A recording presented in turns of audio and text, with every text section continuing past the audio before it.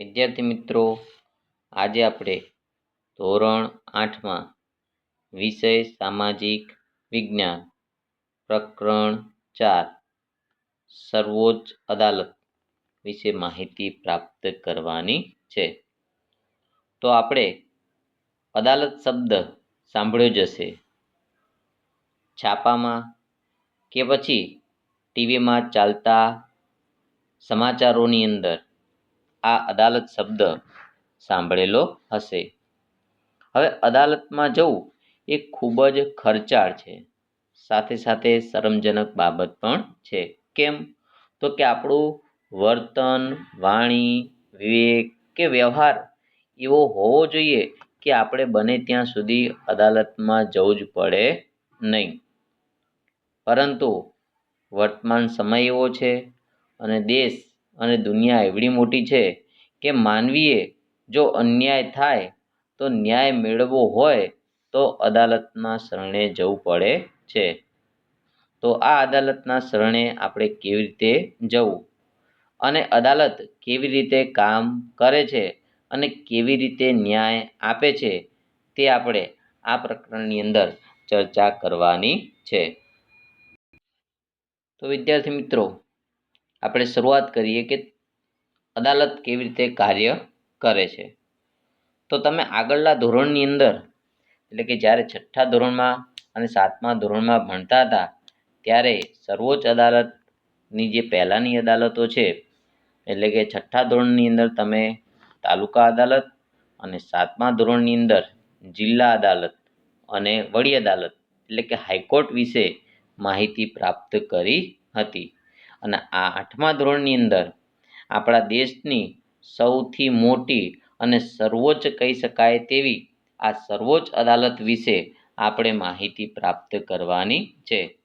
તો આ અદાલત જે છે એ અદાલત આપણા દેશની સર્વોચ્ચ અદાલત છે. શા માટે? તો કે આ અદાલતનો ચુકાદો આખરી ગણાય છે. ત્યાર પછી અન્ય કોઈ અદાલતમાં જઈ શકાતું નથી. તો આમ આપણે અવારનવાર છાપામાં જોઈશું કે અદાલતના ચુકાદાઓ આવ્યા હશે. આવા ઘણા બધા ન્યૂઝપેપરો આપણે જોતા જ હોઈશું. તો એની અંદર આપણને ખબર પડે છે કે સર્વોચ્ચ અદાલતનો ચુકાદો કેવો ગણાય છે? આખરી ગણાતો હોય છે.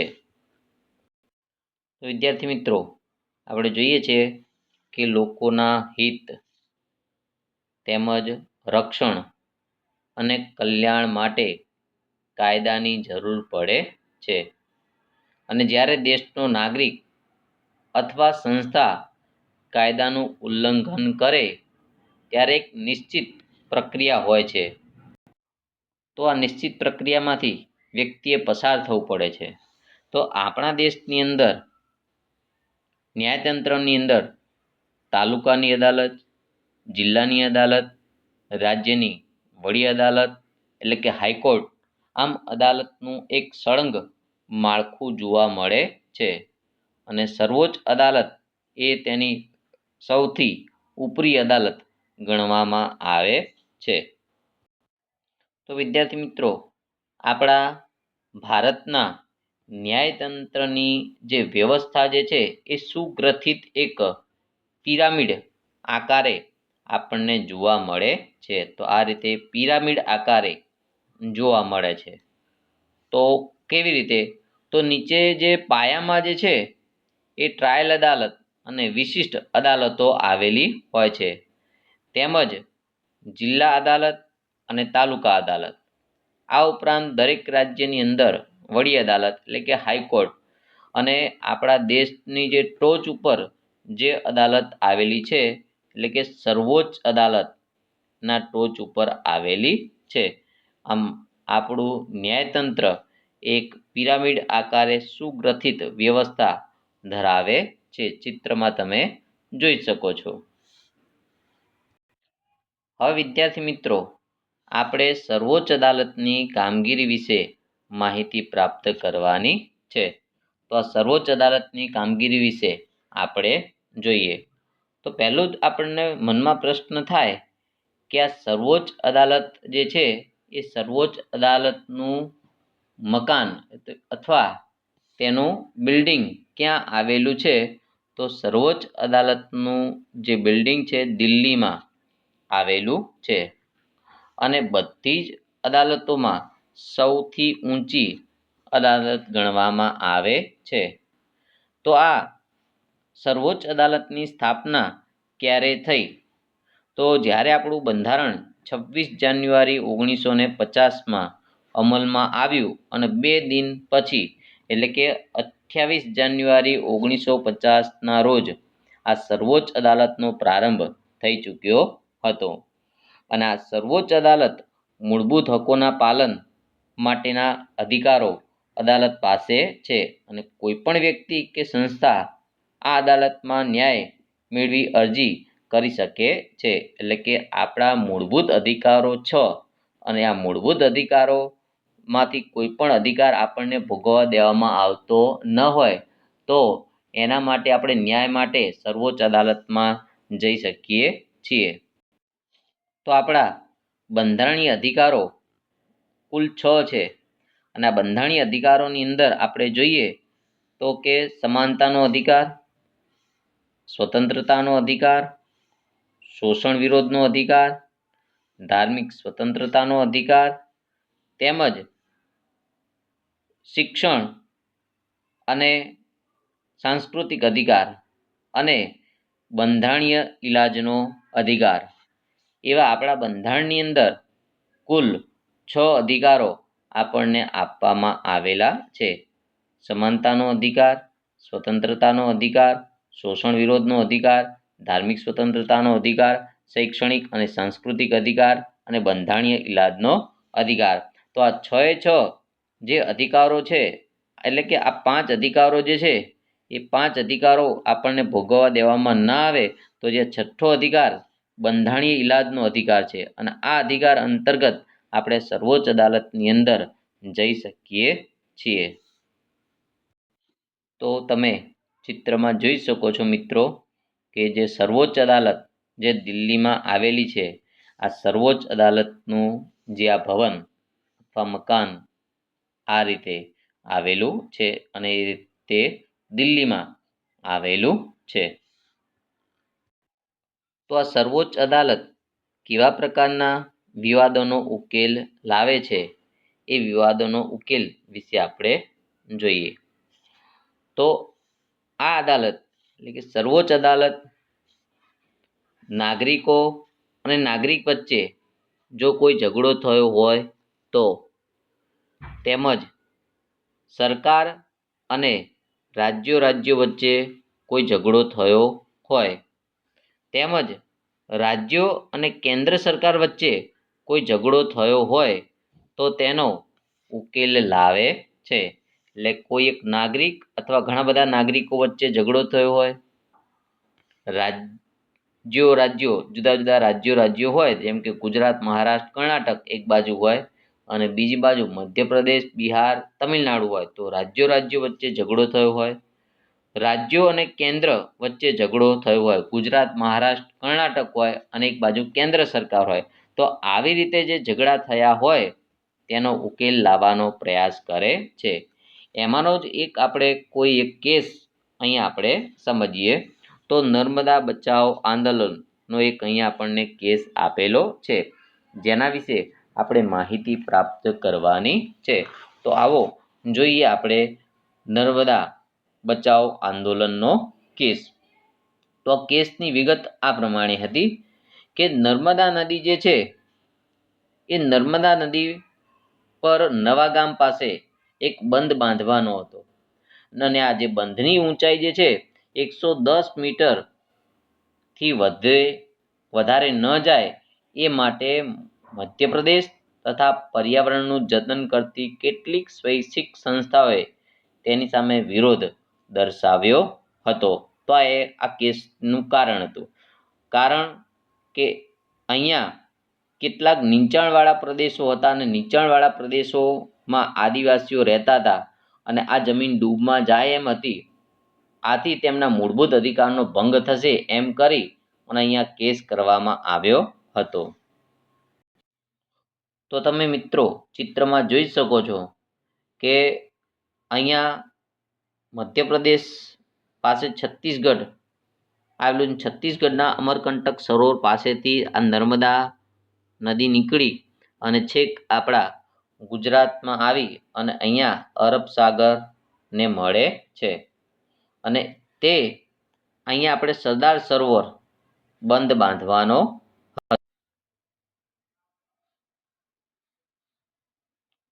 ચિત્રમાં મિત્રો તમે જોઈ શકો છો. જે આપણી નર્મદા નદી છે એ નર્મદા નદી અહીંયા આ રીતે નીકળી અને અહીંયા સરદાર સરોવર તૈયાર કરવા માટે એક બંધ બાંધવામાં આવતો હતો. અને આ બંધ જે બાંધ્યો છે એની ઊંચાઈ 110 મીટરથી વધારે ન જાય એ માટે આ મધ્યપ્રદેશ સરકારે અને કેટલાક પર્યાવરણવાદી સંસ્થાઓએ આ સર્વોચ્ચ અદાલતમાં કેસ કર્યો હતો. તમે ચિત્રમાં જુઓ છો મિત્રો કે પ્રારંભિક અવસ્થામાં એના ઉપર માત્ર આવડો નાનકડો જ બંધ બાંધવામાં આવેલો હતો, પરંતુ અત્યારે તો આ બંધ મોટો બનાવી દેવામાં આવે છે. એ તમે ચિત્રમાં જોઈ શકો છો કે આવડો મોટો બંધ બનાવી અને સરદાર સરોવર તૈયાર કરવામાં આવેલું છે.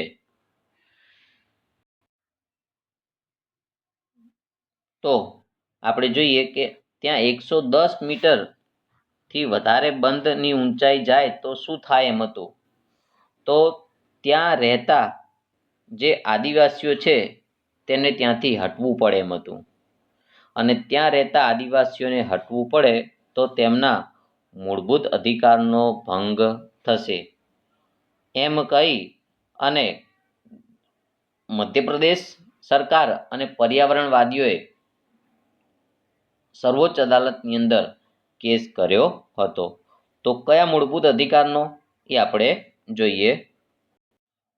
આપણા જે બંધારણીય 6 અધિકારો છે એમાંનો જે બીજા નંબરનો અધિકાર છે તે, તો બીજા નંબરના અધિકાર પ્રમાણે આપણે ભારતના કોઈ પણ પ્રદેશમાં રહેવાનો અને સ્થાયી થવાનો અધિકાર છે, તેમજ હરવા ફરવાનો પણ અધિકાર છે. પણ આ બંધ બાંધવાથી જે નીચાણવાળા પ્રદેશો ડૂબમાં જાય એમ હતા અને આ આદિવાસીઓને ત્યાંથી હટવું પડે એટલે ત્યાં મૂળભૂત અધિકારનો ભંગ થશે એમ કહી અને મધ્યપ્રદેશ સરકાર અને પર્યાવરણવાદીઓએ અદાલતની અંદર કેસ કર્યો હતો. તો આમ જે ગુજરાત અને મધ્યપ્રદેશ સરકાર વચ્ચેનો જે કેસ હતો, તો આ કેસનો જે રાજ્યો વચ્ચેનો તકરારી મુદ્દો હતો તે તકરારી મુદ્દાનો નિવેડો 8 માર્ચ 2006માં લાવવામાં આવ્યો અને સર્વોચ્ચ અદાલતે ચુકાદો આપ્યો કે વધતી જતી વસ્તીને ધ્યાનમાં રાખી આ યોજના ખૂબ જ અગત્યની છે અને સરદાર સરોવર યોજનાને કારણે પર્યાવરણ કે જીવસૃષ્ટિમાં ઘણા બધા ફેરફારો થશે. આ યોજનાથી ઘણા બધા લાભો થશે. એટલે કે આ યોજના તૈયાર કરવાથી મધ્યપ્રદેશ, રાજસ્થાન, ગુજરાત અને મહારાષ્ટ્ર આ જે 4 રાજ્યો છે એ 4 રાજ્યોને સિંચાઈનો લાભ પ્રાપ્ત થશે. તો 4 રાજ્યોને જે પાણીનો લાભ પહોંચશે, તેમજ રાજસ્થાનમાં અને કચ્છનો પ્રદેશ છે ત્યાં રણ જે છે એ આગળ વધતું અટકશે. અને આ યોજનાથી અસર પામેલા જે આદિવાસી લોકો જે છે એમનો ક્રમશઃ પુનર્વસન કરવામાં આવશે. તો આવી રીતે મૂળભૂત અધિકારનો ભંગ થયેલો ગણાશે નહીં. એટલે કે માત્ર આદિવાસીઓને ત્યાંથી લઈ અને બીજે લઈ જવા અને માત્ર પુનર્વસન જ કરવાનું છે. એમને આનાથી ઘણા બધા લાભો થાય છે આપણને, તો અહીંયા મૂળભૂત અધિકારનો ભંગ થયેલો ગણાશે નહીં.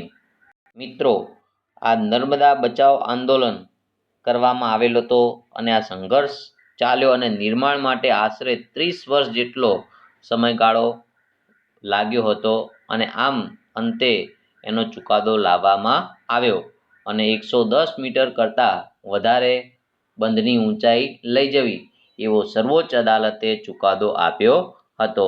અને આવી રીતે ઘણા બધા આંદોલનકારીઓએ આ નર્મદા બંધની ઊંચાઈ 110 મીટર કરતાં વધારે ન જાય એ માટે આંદોલનો પણ ચલાવ્યા હતા. અને આંદોલનના જે મુખ્ય પ્રણેતા હતા મેઘા પાઠક, આ પર્યાવરણવાદી સંસ્થાના મુખ્ય નેતા હતા અને તેમણે નર્મદા બચાવ આંદોલન શરૂ કર્યું હતું અને બંધની ઊંચાઈ 110 મીટર કરતાં વધારે ન લઈ જવા માટે તેમણે સર્વોચ્ચ અદાલતની અંદર કેસ કર્યો હતો.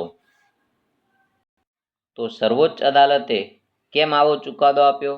તો તમે સમજો થોડું વિગતવાર કે આનાથી સિંચાઈમાં વધારો થશે.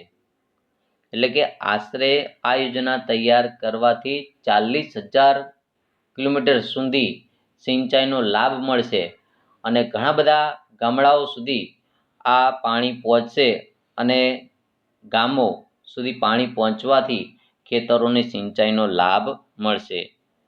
દૂર દૂર સુધી જે પાણી પીવાના લેવા માટે રખડતું અને ભટકતું જીવન ગાળવું પડતું હતું કચ્છના લોકોને, તો આ નર્મદા યોજનાથી 3,000 કિલોમીટર લાંબી પાઇપલાઇન નાખી અને ઘરે ઘરે પાણી પહોંચે એવી સુવિધા કરવામાં આવી છે.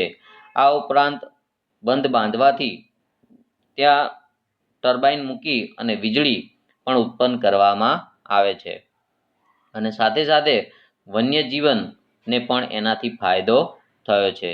આ ઉપરાંત તમે મિત્રો જાણો જ છો, સ્ટેચ્યુ ઓફ યુનિટી તૈયાર કરવાથી સરદાર સરોવર અને સ્ટેચ્યુ ઓફ યુનિટીના લોકો ઘણા બધા મુલાકાત લે છે, એટલે પ્રવાસન ઉદ્યોગ પણ સારા એવા પ્રમાણમાં વિકાસ પામ્યો છે. તો આમ આ યોજનાથી ઘણા બધા હેતુઓ સિદ્ધ થયા છે. આથી મૂળભૂત અધિકારનો જે ભંગ થયો એ નાગરિકોને પુનર્વસન કરી આપ્યું, સાથે સાથે અનેક હેતુઓ સિદ્ધ કરતી આ યોજના પણ તૈયાર કરવામાં આવી છે. એટલે જ સર્વોચ્ચ અદાલતે 110 મીટર કરતાં વધારે બંધની ઊંચાઈ લઈ જવા કહ્યું અને અત્યારે 137 મીટર જેટલી બંધની ઊંચાઈ લઈ જવામાં આવી છે. તો હવે આપણે ન્યાયતંત્ર સ્વતંત્ર કેમ હોવું જોઈએ અથવા ન્યાયતંત્રની સ્વતંત્રતા જણાવો. તો હવે આપણે જોઈએ કે એક તાકાતવાર વ્યક્તિ તમારા પરિવારની જમીન તમારી પાસેથી પડાવી લે છે અને તમે એવી વ્યવસ્થામાં રહો છો કે જ્યાં વ્યક્તિઓ કોઈ પણ ન્યાયાધીશને તેના પદ ઉપરથી હટાવી શકે છે અથવા તેની બદલી કરાવી શકે છે. પણ અત્યારે આપણે હાલ જે વ્યવસ્થામાં રહીએ છીએ એ વ્યવસ્થા એવી છે કે જ્યાં ન્યાયાધીશની બદલી નથી કરાવી શકાતી કે તેનાને પદ ઉપરથી હટાવી શકાતો નથી. પણ આ તો જસ્ટ એક ઉદાહરણ છે કે જો તમે એવી વ્યવસ્થામાં રહેતા હો કે તાકાતવાર વ્યક્તિ ન્યાયાધીશને તેના પદ ઉપરથી હટાવી શકતો હોય કે અથવા બદલી કરાવી શકતો હોય, જ્યારે તમે આ મામલો અદાલતમાં લઈ જાઓ ત્યારે તાકાતવાર વ્યક્તિના ફેવરમાં જ ન્યાયાધીશ હિમાયત કરે છે અથવા ચુકાદો આપે છે. તો આવા સંજોગોમાં ન્યાયાધીશ સ્વતંત્ર રૂપે નિર્ણય લઈ શકે નહીં. સ્વતંત્રતાનો અભાવ હોવાના લીધે ન્યાયાધીશને તાકાતવાર વ્યક્તિના તરફેણમાં જ એના પક્ષમાં જ ચુકાદો આપવા તે મજબૂર બની જાય છે. પરંતુ આપણું બંધારણ આ પ્રકારની દખલગીરી પસંદ કરતું નથી. આથી આપણા બંધારણે ન્યાયતંત્રને ધારાસભા અને કારોબારીથી અલગ સ્વતંત્ર રાખ્યું છે. તો જો આપણે એવી વ્યવસ્થામાં રહેતા હોઈએ કે ન્યાયતંત્રના ન્યાયાધીશ છે એને બદલી કરાવી શકાય અથવા એને પદ ઉપરથી હટાવી શકાય, તો વ્યક્તિની કઠપૂતળી આપણો આ ન્યાયાધીશ બની રહે અને તાકાતવાર વ્યક્તિ આ ન્યાયાધીશને તેના પૈસાના જોરે પોતે એવા કાર્યો કરવા એને મજબૂત કરે અને તેને પોતાના ઈશારે આવી રીતે ન્યાયાધીશને નચાવી શકે, જેથી કરી લોકોને ન્યાયતંત્ર ઉપર વિશ્વાસ ન રહે. પણ આપણે એવી વ્યવસ્થામાં છીએ નહીં મિત્રો. આપણે એવી વ્યવસ્થામાં રહીએ છીએ કે ન્યાયાધીશની બદલી કરાવી શકતો નથી કોઈ તાકાતવાર વ્યક્તિ, કે તેને પદ ઉપર હટાવી પણ શકતો નથી. આથી કરીને જ ન્યાયાધીશ નીડર રહી, સ્વતંત્ર રહી અને જે સાચો વ્યક્તિ છે એના તરફેણમાં ચુકાદો આપે છે, તાકાતવાર વ્યક્તિના તરફેણમાં નહીં. તો આમ ન્યાયતંત્ર કારોબારી અને ધારાસભાથી સ્વતંત્ર રાખવામાં આવેલું છે. શું વિભિન્ન અદાલતો એકબીજા સાથે જોડાયેલી છે? તો એ જાણવા માટે તમારા ચોપડીમાં પેજ નંબર 29 પર એક કેસ આપેલો છે અને તેનો દરેક વિદ્યાર્થીએ જાતે અભ્યાસ કરવો, કે જેથી કરી તમને ખ્યાલ આવે છે કે ન્યાયતંત્ર કેવી રીતે આ પિરામિડ આકારે કાર્ય કરે છે. તો એ કેસનો તમે જાતે અભ્યાસ કરશો તો તમને વધુ ખ્યાલ આવશે. રતલામી કોર્ટની અંદર કેવી રીતે ચુકાદો આપવામાં આવે છે, રતલામી મ્યુનિસિપાલિટી કોર્ટમાં કેવી રીતે ચુકાદો આપે છે, એની વિગતે માહિતી આપેલી છે. તો આપણને પ્રશ્ન થાય કે શું દરેક વ્યક્તિ અદાલતના શરણમાં જઈ શકે છે? તો દરેક વ્યક્તિ પોતાના મૂળભૂત અધિકારોના રક્ષણ માટે અદાલતમાં જઈ શકે છે. વાસ્તવમાં જે ગરીબ લોકો જે છે એમને અદાલતમાં જવું એ ખૂબ જ મુશ્કેલ કાર્ય છે, કારણ કે કાનૂની પ્રક્રિયા જે છે એ ઘણી લાંબી ચાલતી હોય છે. તમે હમણાં જ જોયું કે નર્મદા કેસ આશરે 30 વર્ષ સુધી ચાલેલો. તો આ કાનૂની પ્રક્રિયા ખૂબ જ લાંબી ચાલતી હોય છે. એટલે અહીંયા સમય અને નાણાંનો બંનેનો વ્યય થાય છે અને આ સમય બહુ લાગે છે અને અભણ અને લાચાર માણસને આ અદાલતમાં જવું ખૂબ જ મુશ્કેલ પડતું હોય છે. તો આ બાબતને ધ્યાનમાં રાખી 1980ના દાયકામાં સર્વોચ્ચ અદાલતે એક જાહેર હિતની અરજીની વ્યવસ્થાનો સ્વીકાર કર્યો છે. વધુ લોકોને અસર કરતી આવી અરજી કોઈ એક વ્યક્તિ કે સંસ્થા દ્વારા કરવામાં આવી શકે છે. તો આપણે જોઈએ છીએ કે 1 થી 8 ધોરણ જે પ્રાઇમરી સરકારી મ્યુનિસિપાલિટી સ્કૂલો હોય તેની અંદર મધ્યાહન ભોજન આપવામાં આવે છે, પરંતુ કેટલાક સમય પછી એના ઉપર રોક લગાવી દેવામાં આવી હતી, બંધ કરી દેવામાં આવ્યું હતું. તો એમાં કોઈ એક વ્યક્તિએ જાહેર હિતની અરજી કરી અને પરિણામ સ્વરૂપે સર્વોચ્ચ અદાલતે ચુકાદો આપ્યો કે આ મધ્યાહન ભોજનના પરિણામ સ્વરૂપે બાળકો, વિદ્યાર્થીઓ શાળામાં આવે છે, શાળાની સંખ્યામાં વધારો થયો છે અને બાળકોને પોષણયુક્ત આહાર પણ મળે છે. માટે આ મધ્યાહન ભોજન ખૂબ જ જરૂરી છે, એટલે એને ફરીથી શરૂ કરો, આવો સર્વોચ્ચ અદાલતે ચુકાદો આપ્યો હતો. એટલે આમ ઘણા બધા લોકોને સ્પર્શતો હોય પ્રશ્ન અને એક વ્યક્તિ જાહેર હિતને ધ્યાનમાં રાખી અને આવી રીતે અરજી કરે છે તો પણ સર્વોચ્ચ અદાલત એના માટે યોગ્ય ન્યાય આપે છે. પણ જો આવી કોઈ અરજી અદાલતનો સમય બગાડવા કે અયોગ્ય રીતે કરવાનો હોય તો સર્વોચ્ચ અદાલત તેને દંડ પણ કરી શકે છે.